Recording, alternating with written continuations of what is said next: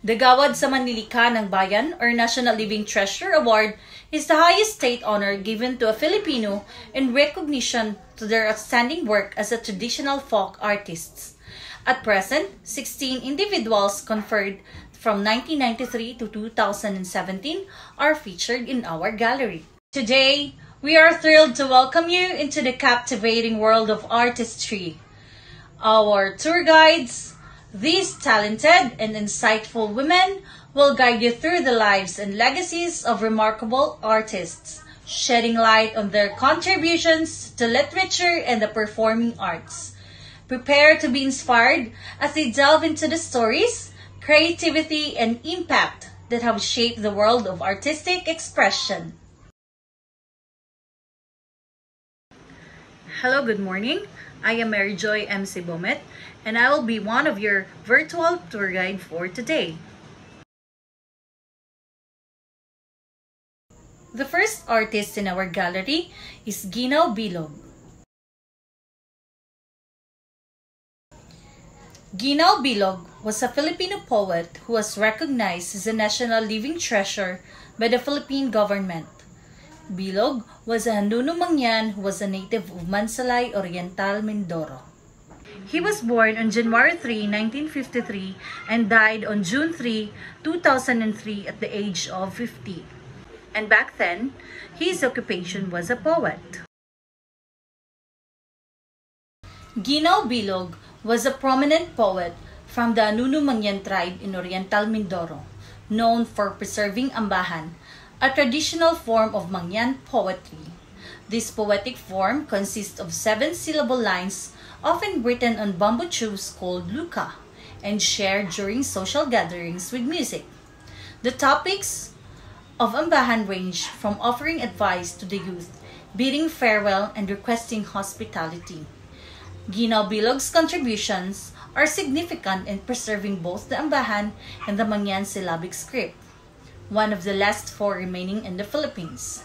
His work, which he inherited and continued from his father and grandfather, involved both writing and reciting the ambahan, promoting its cultural value among his people and beyond.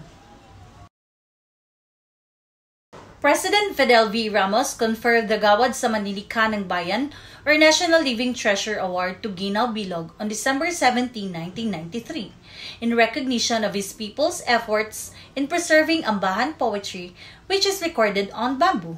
He was proclaimed as the first ever awardee of Gamaba in 1993.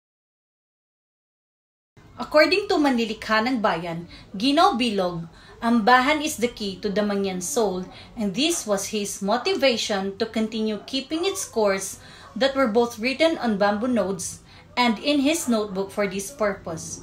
He has also maintained the ambahan collection of his father and grandfather, which serve as his inspiration and guidance in his endeavors. He has shared both collections with his fellow Mangyan and promoted them to other groups on every possible occasions. Next in our gallery is Masino Intaray.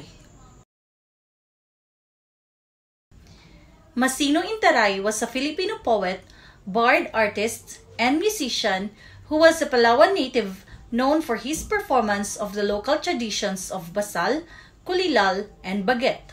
Born on April 10, 1943 in Macagua Valley, Philippine Commonwealth, Brooks Point, Palawan, Philippines, and died on November 30, 2013 at the age of 70. Masino Intaray was a recipient of the Tinapahoy Meritxdine National Living Treasure recognition. He is known for playing multiple indigenous instruments, namely the basal or gong, aruding or mouth harp, and the babarak or ring flute. Intaray is also known for his performance of kulilal or songs and baguet, a form of vocal music. Masino Intaray was also a recipient of the Gawad ng Manlilika ng Bayan or Living National Treasure Award in 1993. This was for his outstanding contributions to the performing arts and literature of the Philippines. He was also a prolific poet, well-versed in oral traditions, such as tultul or epics, sudsungit or narratives, and tuturan or myths of origin and teachings of ancestors. His being attuned to nature, sense of spiritual purpose, and creative memory allowed him to chant for longer hours on successive nights. Masino Intaray will always be remembered for his significant contribution to literature and performing arts. Hi everyone. Before I start, let me introduce myself first. I am Maria Angela Abayan Montibon. So let me share to you who is Samaon Sulaiman. Samaon Sulaiman was born on March 3, 1958 in Mamasapano, Maguindanao, Philippines, and died on May 21, 2011 at the age of 58. He was awarded the National Living Treasure, or known as Gawad sa Manlilikha ng Bayan in 1993. Samuan Sulaiman achieved the highest level of excellence in the art of kutyapi playing. His extensive repertoire of dinalay, linapu, minuna, binalig in other forms and styles. He learns to play the kutyapi from his uncle when he was about 13 years old. At the age of 35, he became the most acclaimed kutyapi master and teacher of his instrument in Libutan and other barangays of Magunay town, deeply influencing the other acknowledged experts in kutyapi in the area, such as Ismael, Ahmad, Bitul, Sulariman, Nuda, Latif, Ali Ahmad, and Tukal Nanalon. Aside from kutyapi, Samaon is also proficient in kulintang, agong, suspended bus gong with wide rim, gandingan, or bus gong with narrow rim, o palindag or leaf valley flute, and tambul. Samaon was also a popular barber in his community and served as an imam in the Libutan Mosque. The kutyapi or kudyapi is a Philippine two-string, fretted bow lute. It is 4 to 6 feet long with 9 frets made of hardened beeswax. The instrument is carved out of solid softwood such as from the jackfruit tree. The kudyapi is a favorite solo instrument among both Muslim and non-Muslim Filipinos and is also played in combination with other instruments. It exists in a great variety of designs, shapes, and sizes and known by such names as kotapi or sobanon, fedring or tiraray, faglong or bilaan, higelong or tiboli, and koglong or manubo. Maguindanao Lukyapi is one of the most technically demanding and difficult to master or among Filipino traditional instruments, which is one reason why the younger generation is not too keen to learn it.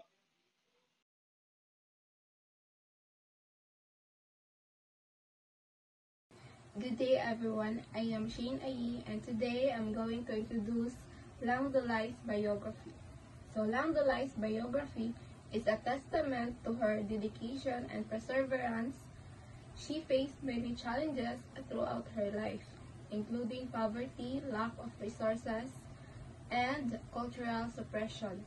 Despite these challenges, she remained committed to preserving her cultural heritage.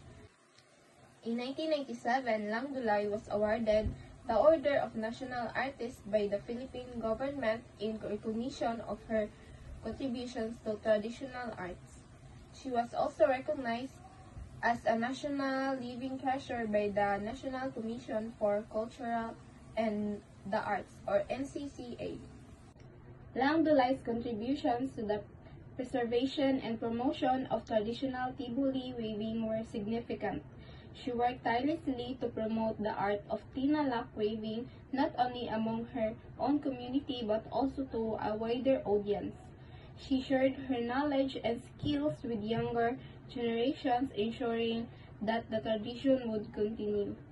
In 1970s, Lang Tulay began working with the Philippines government and international organizations, the Tibuli waving tradition. She was one of the first Tibuli wavers to be recognized for her work by the government, and she received numerous awards and honors for her contribution. So Lang Dulay's legacy is profound. She has inspired generations of Tibuli weavers, and her works has helped to promote the cultural heritage of the Tibulis. Her contributions have also helped to preserve the traditional Tinalak fabric, which is now considered an important part of Philippine cultural heritage. Good day everyone, my name is Ishika Baltara, and for today I will introduce to you Salinta Munon. Salinta Munon was born in 1940 in the town of Bansalan, Davao del Sur, Philippines. She grew up in a family that valued traditional weaving, which was a vital part of their cultural identity. From a young age, Salinta was trained by her mother and other elders in the art of Bagobo textile weaving. Salinta Munon's contribution to the preservation and promotion of traditional Bago textile weaving is significant. She worked tirelessly to promote the art of weaving among her community and beyond. She shared her knowledge and skills with younger generation, ensuring that tradition would continue. In 1980, Salinta Munon began working with the Philippine government and the international organization to document and preserve the Bagubo weaving tradition. She was one of the first Bagubo weavers to be recognized for her work by the government, and she received numerous awards and honors for her contribution. Salinta Munon's legacy is profound. She has inspired generations of Bagubo weavers, and her work has helped to promote the cultural heritage of the Bagobo people. Her contribution have also helped to preserve the traditional Bagobo textile weaving tradition, which is now considered as an important part of the Philippines' cultural heritage. So today, I'm going to introduce Alonso Saclag.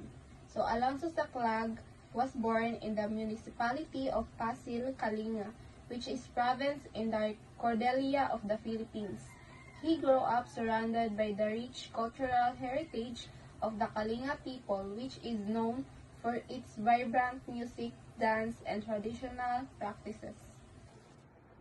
Saclag began his music and dance training at a young age under the guidance of his mentors and elders in his community. He learned various traditional Kalinga instruments such as the gong, drums, and bamboo floats, and mastered different traditional dances, including the Itnig dance, which is a unique form of traditional dance performed by the Kalinga people. Alonso Saclag's contributions to the preservation and promotion of Kalinga culture are significant. Through his music and dance, he has helped to raise awareness about the importance of cultural heritage and traditional practices. His performance have also helped to promote cross-cultural understanding and exchange between different communities in the Philippines. Saclag's work has also inspired a new generation of young musicians and dancers from Kalinga to pursue their passion for traditional music and dance.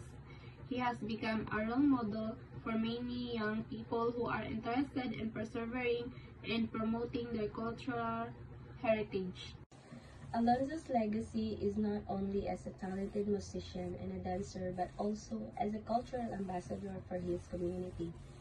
His work has helped to raise awareness about the importance of preserving cultural heritage and promoting cross-cultural understanding. He continues to inspire new generation for young artists and musicians to pursue their passion for traditional music and dance. Hello, I am Michelle Ibrahim. Today, we will delve into the life and work of Federico Caballero. I'll be guiding you through the following key areas. First, we will look at the biography to understand the background. Next, we will explore his artistic contributions. And finally, we will discuss his lasting legacy. Let's start with his biography. Federico Caballero was born in the late 1930s in the Sulud Bukidnon community, an indigenous group from Panay Island in the Philippines. Raised in a farming family, he lived a modest rural life. Although he did not receive formal training in epic chanting, Caballero developed a deep interest in the Suludnon oral epics, a crucial part of his community's cultural heritage. Realizing the risks of losing this traditional, Caballero dedicated himself to documenting and preserving the oral epics that were on the brink of extinction. Now, let's explore his artistic contributions. Federico Caballero is renowned for his work documenting the Sugidanon, the oral epics of the Sulud people. He collaborated closely with scholars to record and transcribe over 10 epic cycles. This monumental effort preserved thousands of lines of these epics, capturing the rich culture, history, and values of the Suludnod Bukidnon community. Finally, let's explore his legacy. Federico Caballero's legacy lies in his profound contribution to cultural preservation. Through his efforts, the rich oral literatures of the Sulud people has been safeguarded from extinction. He has helped pass down these traditions not only to younger members of his community but also academics and cultural enthusiasts, ensuring that the Suludnon epics remain part of the Philippines' national heritage. To conclude, we have covered Federico Caballero's remarkable journey from his early life and artistic contribution to the prestigious awards he received and his lasting legacy. His dedication to preserving the Sulud epics has not only safeguarded an important part of Philippines culture, but also inspired broader efforts in cultural preservation. And that's all. Thank you for watching and joining me in exploring his incredible impact. Uwang Hahadas. Uwang Hahadas, born in 2000, is a Yakan musician from Basilan, Philippines. He comes from a musical family and is known for mastering traditional Yakan instruments like the kolintang and gabang. Artistic contributions. He preserves Yakan music through his expertise in playing traditional instruments, showcasing and teaching the unique sounds of his culture to younger generations and broader audience. And lastly, his legacy. Owang is a celebrated cultural figure recognized for keeping Yakan musical traditions alive. His work has earned him national honors and ensures that Yakan music remains part of the Philippines' cultural heritage.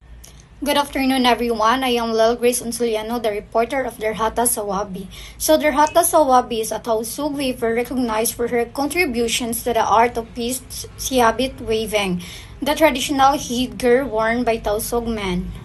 Derhata Sawabi, 1943 to 2005, was a master weaving from Hulu-Sulu, renowned for her skill in crafting the piece siabet, a traditional Tausug pig style used a head covering. The intricate geometric patterns and vibrant colors of her work reflected her dedication to preserving the centuries-old tradition. Despite facing challenges from poverty and conflict, she continued to perfect her craft and earned recognition for her contributions. In 2004, Sawabi was honored with the Gawad sa Manlilikha ng Bayan, Gamaba Award, acknowledging her role in preserving Tausug cultural heritage. She also trained younger generations, ensuring that peace Yavet weaving will live on. Her legacy endures through her contributions to Filipino preservation and the continuation of traditional Tausug weaving. I am Roger Arsenal and I'll be the one to discuss about Eduardo Mutug's biography, artistic contribution, and his legacy. Biography of Eduardo Motok. Eduardo Motok, born 1942, is a renowned Filipino artist known for his mastery in traditional metalwork and sculpture. He is celebrated for his intricate and detailed brass and copper reliefs, which often depict religious and historical themes. Motok's work reflects a deep commitment to preserving and innovating traditional Filipino crafts techniques. Over his career, he has received numerous awards and recognition for his contributions to Philippine art and culture, becoming a significant figure in promoting traditional Filipino artistic heritage. Eduardo Motok's artistic contributions are primarily centered around traditional Filipino metalwork. He is renowned for his skill in creating intricate brass and copper reliefs that feature detailed religious and historical themes.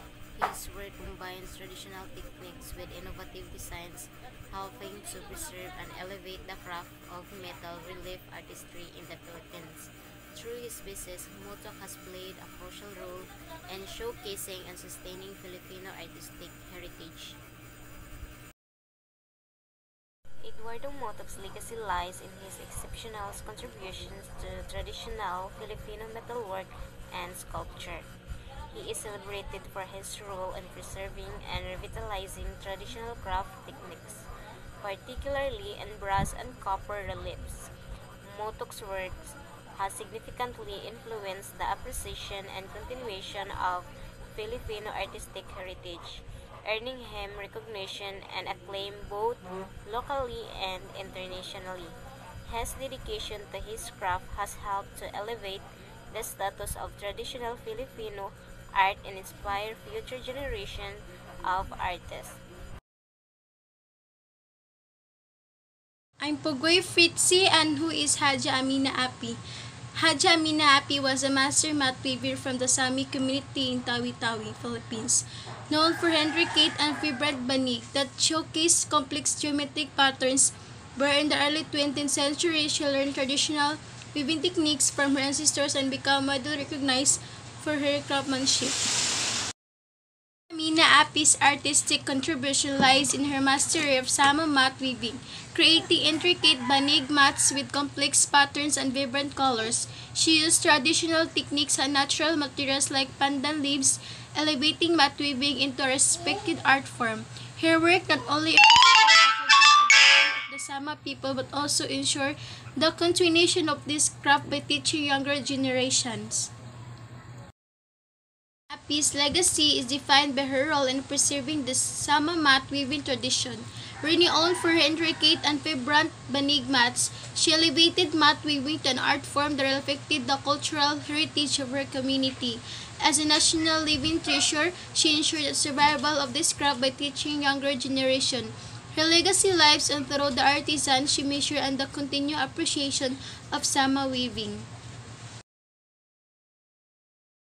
Hi, I'm Jessa Bukov. Magdalena Gamayo, a weaver of Ilocano tradition. Magdalena Gamayo was born on August 13, 1924 in Pinili, Ilocos Norte, Philippines. Is a renowned Filipino weaver and the master of the Ilocano tradition of Pinagabel, specifically the intricate Enabil cloth. In 1924, Magdalena Gamayo was born in Pinili, Ilocos Norte. In 1940, she began learning Enabil weaving from her aunt at the age of 16. In 1953, her father purchased her a first loom crafted from sagat hardwood. In 2012, she received the prestigious National Living Treasure Award, also known as Gawad sa Manlilikha ng Bayan, Gamada, for her mastery of Enabil weaving. In 2016, the House of Enabil was inaugurated for promoting Pinagabel and Gamayo's work. Gamayo's journey into the world of weaving began at the age of 16. Learning the craft from her aunt, she was particularly drawn to the traditional patterns of pinakol and uritan geometric design, pusicus, orange-like spiral forms, and sinabong flowers. Mastering them through self-teaching, her father bought her a first loom, crafted by a local artisan using sagat hardwood, which she used for 30 years. Gamaya's dedication to her craft and her community has earned her a place of honor among Filipino cultural icons. She is known for her intricate design, particularly the challenging sinansabong pattern, and for her commitment to preserving the traditional method of enamel weaving. She has passed on her skill to younger generation of weavers, ensuring the continuation of this vital part of Ilocano heritage. Magdalena Gamayo life story is a testament to the enduring power of traditional craft and the importance of preserving cultural heritage. Her dedication to her art and her community has ensured that the rich tradition of bell weaving continues to thrive in the Philippines. Weaver of Yakan tradition. Ang Balang Ausalin, known affectionately as Apo Ambalang by her community, was a Filipino master weaver from Lamitan, Basilan, born on March 4, 1943. She dedicated her life to preserving and promoting the intricate art of Yakan textile weaving. Ausalin's passion for weaving began at a young age, learning the craft from her mother, who was renowned as the best weaver in Basilan. She initially practiced using coconut strips before mastering the traditional Yakan techniques. Her dedication to her craft and her community led to her receiving the prestigious National Living Treasure Award from the Philippines through the National Commission for Culture and the Arts in 2016. This award, also known as Gawad sa Manlilikha ng Bayan, Gamaba, is the highest recognition given to the Filipino traditional artists. In 1943, ang Balang Ausalin, born in Lamitan, Basilan. She began learning weaving from her mother, initially using coconut strips. In 2016, she received the National Living Treasure Award for her mastery of Yakan weaving. In 2022, she passed away at her home in Parang Basaco, at the age of 70. Ausalin was renowned for her mastery of the Sinaluan and Patangan style, two of the most intricate and complex Yakan textile designs. She was known for her commitment to safeguarding and promoting Yakan weaving, especially the colorful tenan or tapestry weave.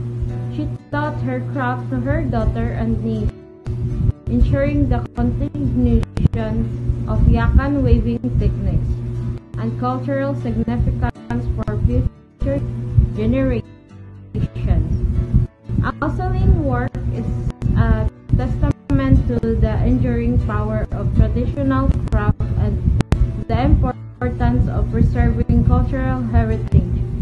Her dedication to her art and her community earned her a place of honor among Filipino cultural icons.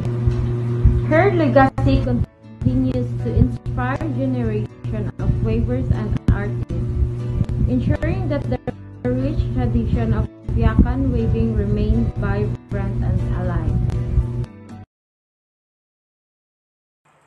I am Christine Marie Angel L. Lubas. So, who is Estelita Bantilan? Estelita Bantilan, also known as Bay Estelita Tum Andan Bantilan, was born on October 17, 1940 in Labnay, Tumdan, Philippines. She is renowned Filipino textile weaver from the municipality of Malapatan, Sarangani, recognized for her exceptional skill in creating intricate and beautiful mats, particularly the Igem traditional Blaan mat. Her work has been described as some of the biggest, most sublime, beautiful mats to be seen anywhere in Southeast Asia. Bantilan's artistry in blaan weaving is evident in her mastery of the aigem mat, a complex and intricate craft that involves dyeing pandan leaves with natural pigments and weaving them into intricate patterns. Her work showcases a harmonious blend of tradition, skill, and artistic vision, reflecting the rich